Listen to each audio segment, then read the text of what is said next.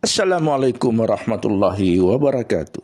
Kita berjumpa lagi untuk edisi berikutnya, bagaimana murid mencapai kesempurnaan ajaran tarekat. Kali ini kita akan membacakan, menyampaikan poin yang keenam dan poin-poin berikutnya. Yang keenam, berangkat tidur dalam keadaan suci. Seorang murid dalam tarekat dianjurkan setiap akan berangkat tidur harus mensucikan dirinya, baik suci lahir maupun batin. Sebab itulah, maka orang-orang penganut tarekat ini sebelum tidur selalu berwudu. Pantangan bagi mereka yang masih janabah lalu tidur sebelum mandi terlebih dahulu sangat berpantang sekali. Yang ketujuh, mengurangi tidur. Untuk mencapai keberhasilan ajaran tarekat, maka seorang murid harus mau mengurangi tidurnya. Ia harus menyedikitkan jumlah tidur dan banyak-banyak digunakan untuk berdoa malam. Hal ini dianggapnya akan semakin menebalkan tarekat dan keimanan. Dianggapnya sebagai jembatan untuk mencapai kesempurnaan hubungan dirinya dengan Allah. Tak ada waktu yang lebih baik untuk berdoa di malam hari, apalagi di tengah-tengah malam yang sunyi. Orang tarekat sering berzikir pada malam hari dikala orang sedang lelap tertidur. Apalagi seperti saat ini di musim penghujan, nikmatnya berzikir di tengah malam. Yang kedelapan, mengurangi makan adalah suatu kewajiban yang harus ditaati dan dilaksanakan. Bahwa seorang murid tarekat harus mengurangi makanan dan mengosongkan perut. Menurut ahli tasawuf bahwa dalam keadaan perut kenyang, maka konsentrasi dalam berdoa dan berzikir, mendekatkan diri dengan Tuhan akan terhalang. Terhalang oleh apakah itu?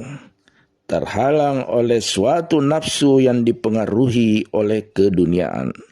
Oleh karenanya, seorang murid hendaknya bahkan merupakan keharusan untuk selalu mengurangi makan.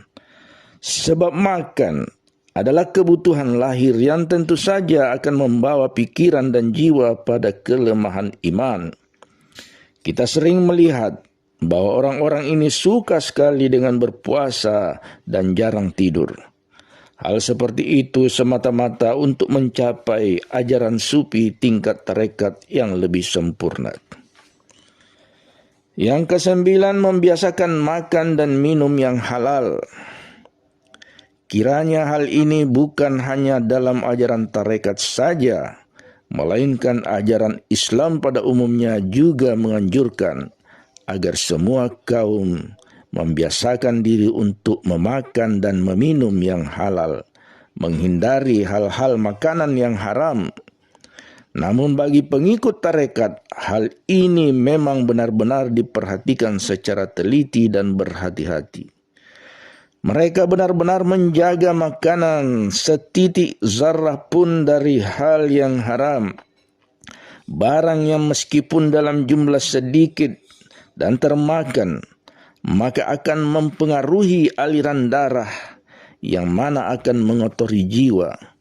Jiwa yang kotor akan dengan mudah dipengaruhi oleh nafsu yang merusak keimanan. Oleh sebab itu, maka orang-orang penganut tarekat ini benar-benar berhati-hati sekali dalam soal makan-memakan. Yang ke-10, menjaga mulutnya dari ucapan yang salah dan bohong. Seorang murid dalam tarekat harus menjaga agar mulutnya tidak berkata-kata salah, ngelantur, dan banyak bicara yang menimbulkan kebohongan. Sebab kebohongan merupakan tindakan tercela dan akhlak yang menyebabkan terjadinya dosa. Oleh sebab itu, seorang murid harus belajar untuk tidak banyak berbicara, lebih baik diam saja. Mereka harus berhati-hati dalam berkata-kata dan menjaga agar segala ucapannya harus sesuai dengan apa yang ada dalam hatinya. Pantangan baginya berbicara yang tidak sesuai kata hatinya itu sama saja dengan. Yang ke-11, seorang murid harus bisa menjaga matanya. Mata adalah yang selalu berhubungan dengan hati dan nafsu.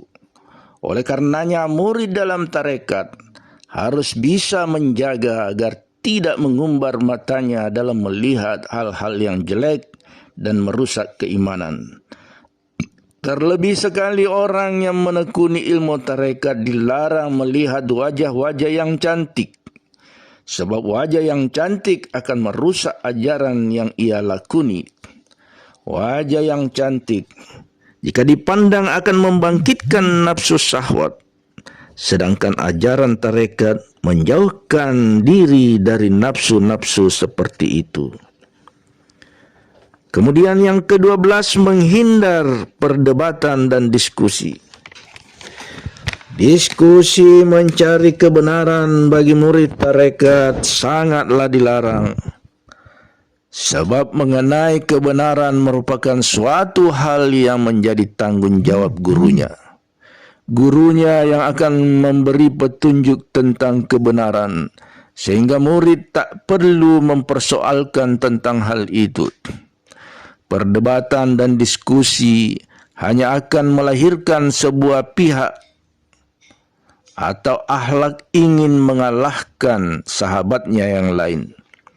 Sedangkan keinginan semacam itu merupakan nafsu yang harus dihindari murid serta pengikut tarekat.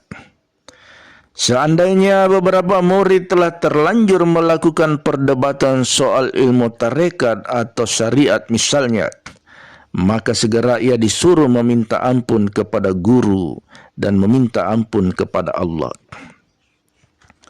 Ke-13, menekan senda gurau yang tak ada artinya. Seorang murid dalam tarekat yang ingin mencapai ajaran dari gurunya secara sempurna, maka harus menekan kegiatan senda gurau, baik dengan istri, anak, maupun dengan saudara-saudara sealiran.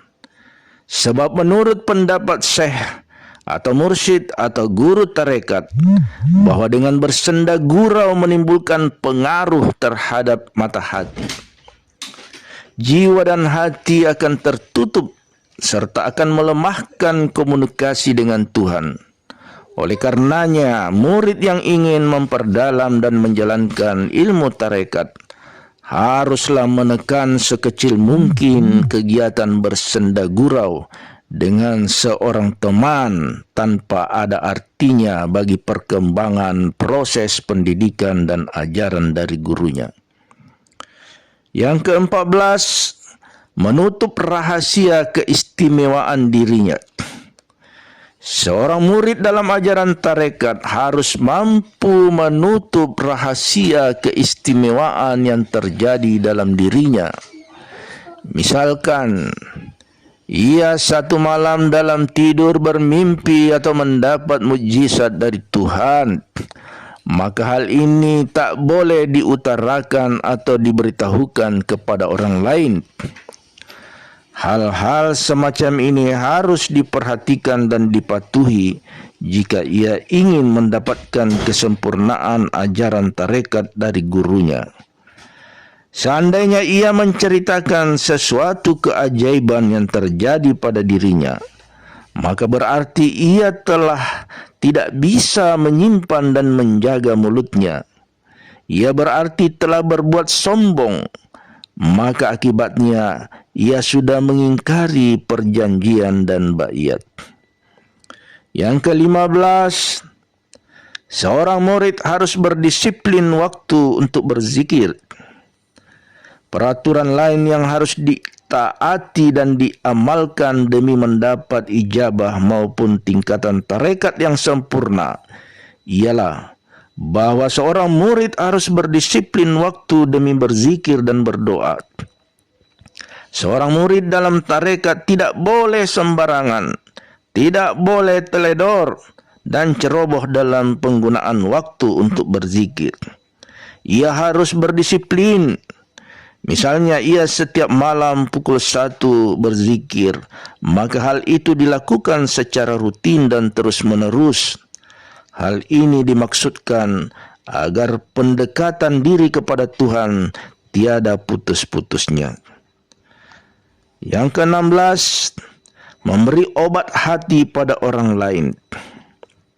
Seorang murid jika ingin mencapai ilmu atau ajaran tarekat dari gurunya, maka ia tidak boleh segan-segan memberi obat hati kepada orang yang sedang dirundung malang. Misalkan ada menjumpai orang lain yang sedang gundah gulana, gelisah, galau akibat sanak familinya.